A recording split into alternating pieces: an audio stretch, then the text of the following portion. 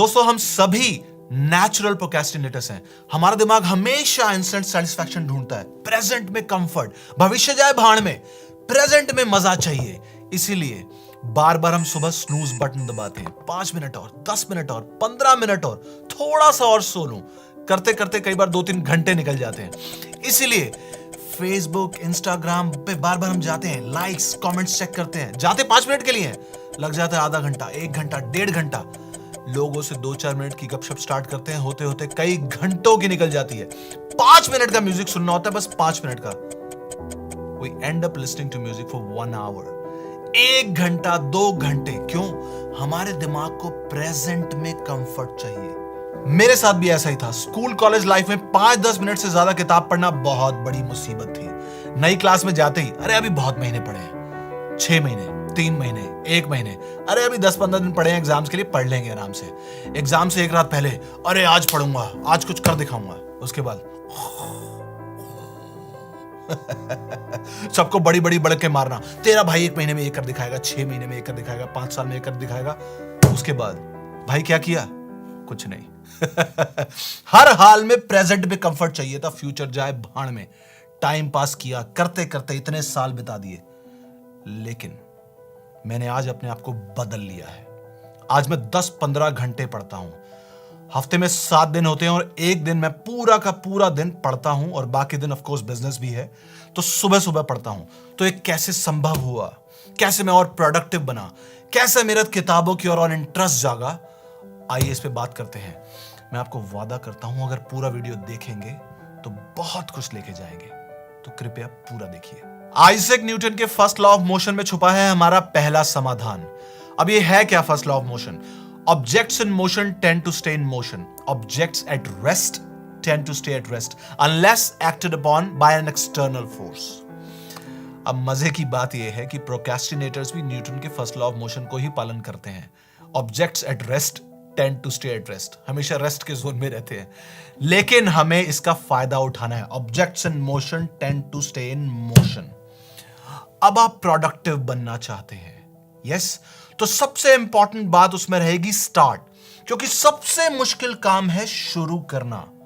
अब चलिए फटाफट बात करते हैं हम कैसे शुरू कर सकते हैं ताकि objects in motion tend to stay in motion का हम फायदा उठा पाए।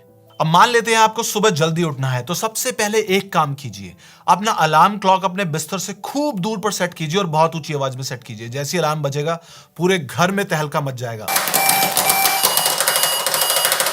और आपको बिस्तर से उठना पड़ेगा, क्योंकि आपका अलार्म क्लॉक आपके बिस्तर से बहुत दूर है। ऐसा जरूर कीजिए। अलार्म बंद करने के बाद बिस्तर पे वापस मत आइए, बाथरूम जाइए, अपने चेहरे पे ठंडे पानी के छींटे मारिए। मैं आपसे वादा करता हूं अब सिर्फ ये 2 काम कर लेंगे, तीसरा काम क्या होगा? दिन में आप जो भी करना चाहते हैं आप कर पाएंगे, आपको गति मिलेगी। अपना असली गोल अचीव करने के लिए छोटे छोटे सब गोल बनाइए। पहला सब गोल क्या था? अलार्म क्लॉक बेड से दूर सेट करना। दूसरा क्या था? ठंडे पानी के छींटे मारना। अब मान लेते हैं आप रनिंग पे जाना चाहते हैं, तो आपका गोल है रनिंग, बट आपका सबसे बड़ा गोल क्या होना चाहिए? किसी तरह जूते डाल लूं। क्यों? सब गोल ही गति दिलाएगा। Objects in motion tend to stay in motion. आप सुबह उठे, अलार्म क्लॉक दूर था, आप उठ के गए, उसके बाद आपने अपने आप को याद दिलाया आपका गोल क्या है। गोल है रनिंग करना या जिम जाना या वॉक पे जाना, अच्छी फिटनेस के लिए कुछ करना। उसके बाद आप बाथरूम गए, ठंडे पानी के छींटे मारे, उसके बाद तुरंत जूते डाल लीजिए। 99% चांसेस हैं कि आप रनिंग पे जरूर जाएंगे। आपका अगर रनिंग का गोल है तो कई बार बहुत बड़ा लगता है, यार रात को लेट आया था, रनिंग पे कौन जाएगा, बाहर ठंड है। अगर आपका जूते डालने का गोल है, यार जूते तो डालने हैं सुबह उठ के, तो आप डालेंगे, 99% केसेस में डालेंगे। तो असली गोल को अचीव करने के लिए सब गोल्स आपको स्टार्ट देंगे। स्टार्ट मिलेगा तो न्यूटन का फर्स्ट लॉ ऑफ मोशन काम आएगा। Objects in motion tend to stay in motion. अब मान लेते हैं आपने पढ़ाई करनी है, बट मोटी किताब देख के, जैसे कि ये है, कितनी मोटी है, मोटी किताब देख के आप घबरा गए।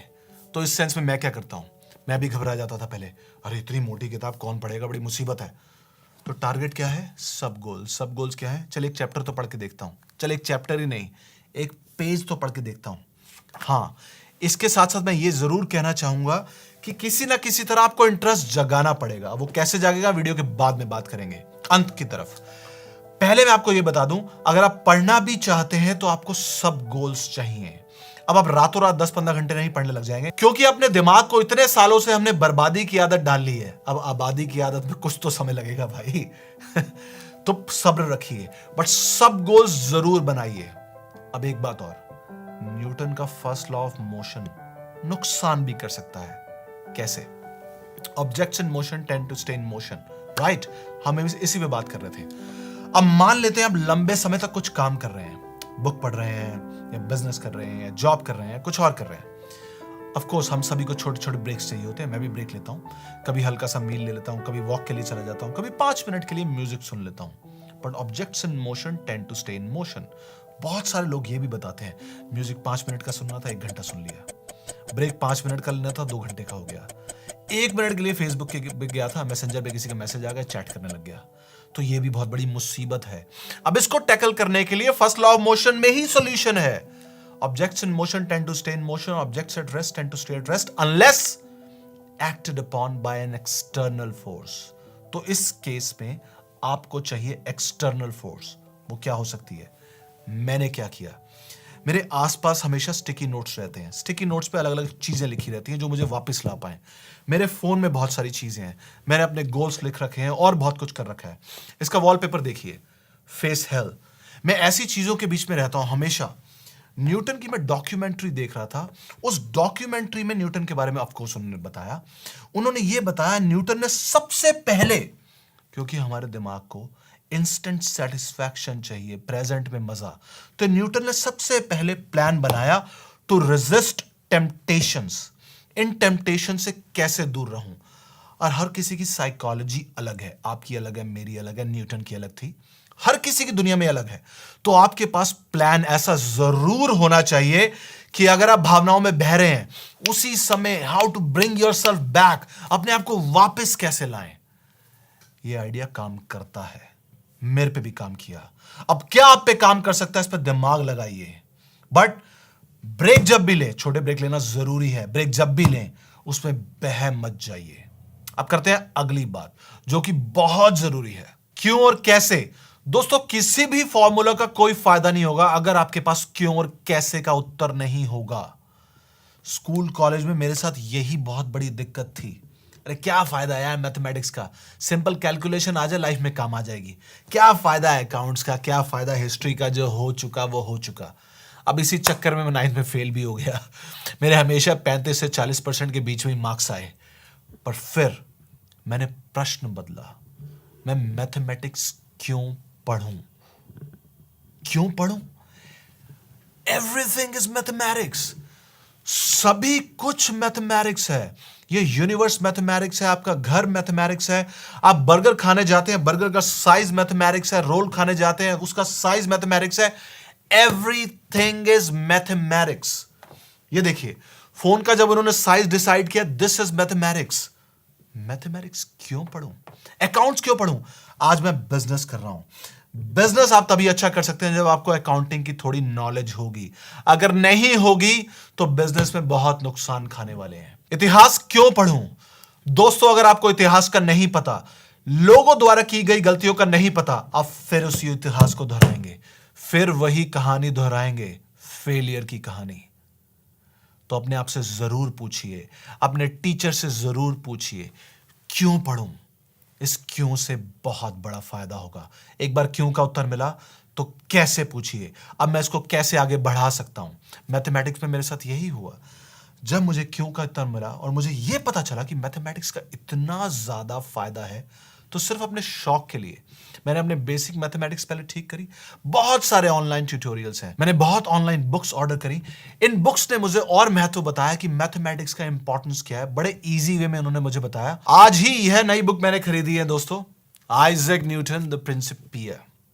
मैंने इसे पढ़ना शुरू नहीं किया, अगले हफ्ते से करूंगा, क्योंकि ऑलरेडी बहुत सारी बुक्स लाइंड अप हैं अभी। हर सब्जेक्ट का अपना महत्व है, इस चीज को लिख लीजिए। There are no boring subjects, there are disinterested minds. अब आपका इंटरेस्ट कैसे जाग सकता है? मेरा जागा क्यों और कैसे जैसे प्रश्न से। आपका कैसे जाग सकता है? अगर स्कूल बुक्स बोरिंग है तो शायद अपने टीचर्स के पास जा सकते हैं, उन्हें ये कह सकते हैं कि सर इसको सिंप्लीफाई कैसे करूं ताकि मेरा इंटरेस्ट आए। या ऑनलाइन उनसे मिलती जुलती बुक्स आप ऑर्डर कर सकते हैं जिसमें यह लिखा हो कि इन सब चीजों का फायदा है क्या।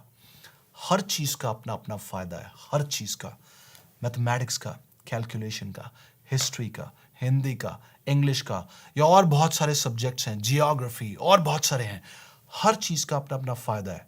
अभी आपको तय करना है कि आपने किस सब्जेक्ट पर ज्यादा ध्यान देना है। पर हमेशा बात ध्यान रखिए, there are no boring subjects, there are disinterested minds. अब जाने से पहले मैं क्विकली आपको बहुत सारी चीजें बता देता हूं, सिर्फ 2 मिनट और लगेंगे, बहुत सारी चीजें, ताकि आप इन सब चीजों को याद रख पाएं।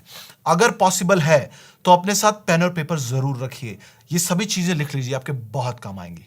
दोस्तों, सबसे पहले हमने बात करी थी कि इंस्टेंट सेटिस्फैक्शन से दूर रहें। जो हमारा दिमाग हर समय प्रेजेंट में कंफर्ट ढूंढता रहता है, उसका हल जरूर निकालें, नहीं तो भविष्य में बहुत नुकसान होगा। उसके बाद हमने बात करी आइजैक न्यूटन के फर्स्ट लॉ ऑफ मोशन की, objects in motion tend to stay in motion.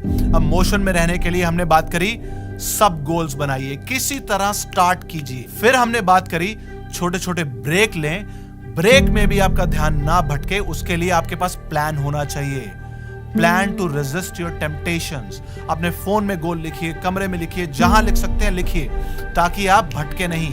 5, 10, 15 minute का ब्रेक 1-2 घंटे का ना बने। उसके अलावा कुछ और बातें बताता हूं आपको। एक सिंपल सी स्ट्रैटेजी है, जब मैं 10-15 घंटे पढ़ता हूं तो 10-15 घंटे में एक ही सब्जेक्ट पे नहीं पढ़ता, क्योंकि एक ही सब्जेक्ट पे अगर आप 10-15 घंटे पढ़ेंगे तो शायद बोर हो जाएंगे। मैं तो हो जाता हूं। तो मैं 10-15 घंटे को 2-3 अलग अलग किताबों में डिवाइड कर लेता हूं, तो उससे क्या होता है, इंटरेस्ट भी बना रहता है। यह स्ट्रैटेजी शायद आपके भी काम आए। इसके अलावा अब आपकी स्कूल कॉलेज में समर वेकेशंस होती हैं या दूसरी विंटर वेकेशंस होती हैं, कोई भी वेकेशंस होती हैं। वेकेशंस में अपना समय बर्बाद मत कीजिए, इसका फायदा उठाइए, थोड़ा थोड़ा उसमें भी पढ़िए, आपको बहुत फायदा होगा। आप स्कूल में हैं, 2 महीने की वेकेशन में भी थोड़ा थोड़ा पढ़ रहे हैं, तो उसका बहुत फायदा होगा। इसके अलावा सबसे जरूरी बात है, मैं एक बार दोबारा दोहराता हूं दोस्तों, सबसे जरूरी बात, प्रेजेंट के कंफर्ट को किसी तरह हमने डिले करना है, प्रोसेस से प्यार करना है। ये प्रोसेस लेके जाएगा आपको अपने गोल की तरफ। प्रोसेस बोरिंग है, बहुत बोरिंग है, आपको कई बार बहुत बोरिंग लगेगा, बट यही प्रोसेस आपको लेके जाएगा। इसके अलावा सबसे बड़ी बात, मार्क्स के पीछे मत भागिए, किसी कॉलेज के पीछे मत भागिए, ज्ञान के पीछे भागिए। ज्ञान, अगर आपको ज्ञान की भूख है ना, तो मार्क्स भी आ जाएंगे, कॉलेज भी मिल जाएगा। बट जो ज्ञानी है, पूरी जिंदगी उसी को फायदा होता है। जो शॉर्टकट ढूंढता है, शॉर्टकट चाहिए, 90% मार्क्स, ये कॉलेज वो कॉलेज, दोस्तों पूरी जिंदगी वो शॉर्टकट ही ढूंढता रह जाता है।